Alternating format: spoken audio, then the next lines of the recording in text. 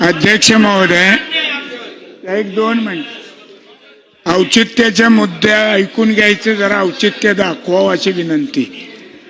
अध्यक्ष महोदय,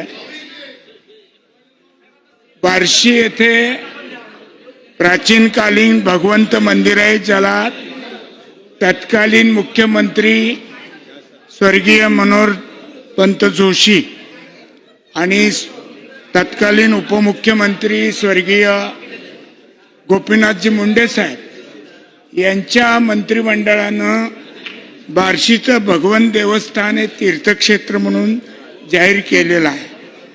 आणि त्यावेळेस पासून परंपरा अशी आहे की मराठवाडा आणि विदर्भातील लाखो वारकरी हे पंढरीच्या पांडुरंगाच्या दर्शनाला जाताना आवर्जून भगवंताचं दर्शन घेतात आणि त्यानंतर एकादशी पंढरपूरला झाल्यावर द्वादशीला सुद्धा जाताना सुद्धा भगवंताचं दर्शन घेतल्याशिवाय घरी जात नाही.